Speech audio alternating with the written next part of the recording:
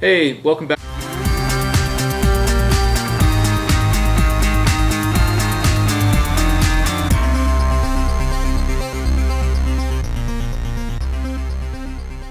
Hey, welcome to RacketStringTips.com. This is Pat, and today I'm going to share with you my top 5 hybrid string setups. Okay, these are ones that I've recommended many times. These are ones that I've tried. These are ones that I've found have been very effective in getting the job done. So let's just get right into it. And they're not in any specific order. I'm just going to start with one and then end with the 5th one.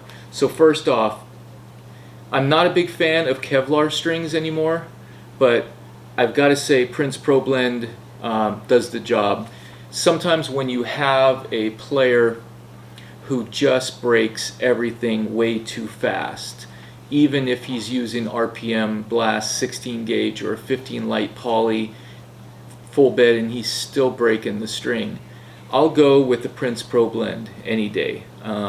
There's obviously not much elasticity and much give in the Kevlar part, but here's what I'll do. I'll put that, now it is a 16 gauge, and I kind of wish that the crosses, the synthetic gut Duraflex was a 17 gauge. So sometimes I'd maybe would replace that. I'll make my own blend and not actually buy it in a package. I'll maybe just buy a reel of Kevlar, and then that way I have a little bit more control what I'll put on the crosses. But for sure I would put the Kevlar on the mains and the synthetic gut on the crosses. And so whether it's a 16 or 17, and Duraflex provides a good coating on there so that, you know, the rub of the Kevlar, generally the synthetic gut can handle that pretty well. I usually won't go with a multi-filament on the cross if I'm using Kevlar, because it does kind of bite the ball a little bit more. Alright, so that's one. Number 2, got to have some gut in there. Babolat Touch BS, and I'll use the 16 gauge in the mains, and then I'll use RPM blast in the crosses, probably a 17 gauge.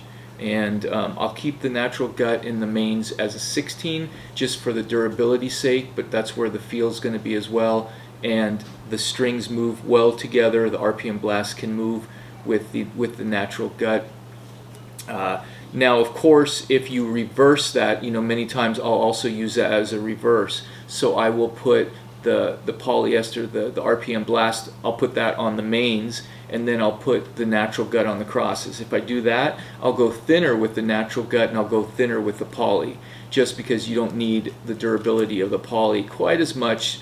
Well, you do, but you're going to get a lot better feel if you have a thinner poly on the mains. And so then I'll go with the VS 17 gauge on the cross. Okay, 3rd setup, Gamma, TNT, and Lux Alu Power. So here's how I'm going to play this. I'm going to put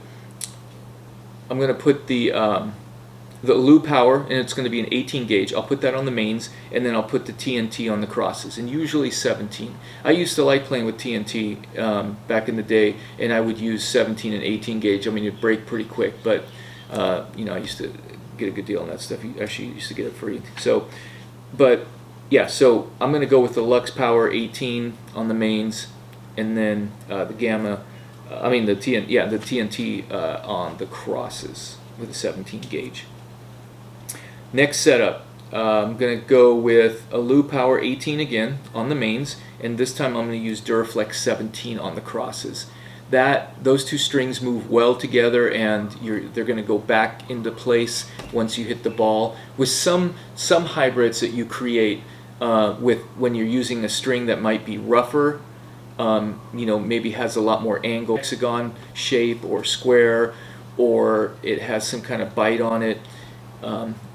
I'm more leery of putting that in as a hybrid, because the rub that it has on the softer string is going to cut the life of that string, and sometimes you're not going to have that spring back that you would with some string setups. So anyways, we got a Alu Power 18 in the mains, and then we're going to do a Duraflex 17 in the crosses. Okay, here's my last one. Wilson NXT 17 and Alu Power 18 again. I like Alu Power just in general because it's not too stiff, and yet it has some pretty good resilience, and the 17 and 18 do pretty well in a hybrid situation, and give enough feel and control. So yeah, I'm going to do a Loop Power 18, and I'm going to do Wilson NXT 17, and you're going to find that works pretty well together. The strings are going to move, go back to where they are, back into place pretty easily after you hit. Now, sometimes I will reverse if somebody wants a little bit more feel. I'll put the NXT in the mains like I would with the gut setup, but in that kind of situation, when you have the poly and the crosses, it's not gonna go back. The strings are gonna move around a little bit more, and it's gonna be harder to get them back where they were. So you're gonna be moving strings around a little bit more. But anyway, so there you have it. There's my 5 setups for a hybrid, and again, it takes a while. Hybrid, the one component you got to think about too is what type of racket you're using. As far as the pattern, is it more of an open pattern, or are you using a real dense pattern? So if you're using a 16 by 18 versus a 18 by 20, is it a mid-size, a mid-plus, is it an oversize? And so you got to kind of take into consideration the string bed stiffness, once you have those strings in there. So I like to just start with looking at where are we starting, what kind of string are we moving away from, what are we really looking for, and just in general, I try to go thinner on the poly strings, and I try to use a natural gut and a multi-filament, and usually I'll use those in the 16 gauge, just so that they have a little bit of durability. Can't go wrong with those strings. So, all right, when it comes to the 5 hybrids that I mentioned today, many of these are based on just a few brands and a few type of strings. There are many options out there to replace some of these as well, as far as most of the manufacturers have something comparable. So although I'm talking about specific brands, I'm talking about specific strings, there are other options which are fairly similar to those. But I've had good success with these. A lot of the customers, a lot of the players are familiar with these strings. They have a good track record. The prices are decent.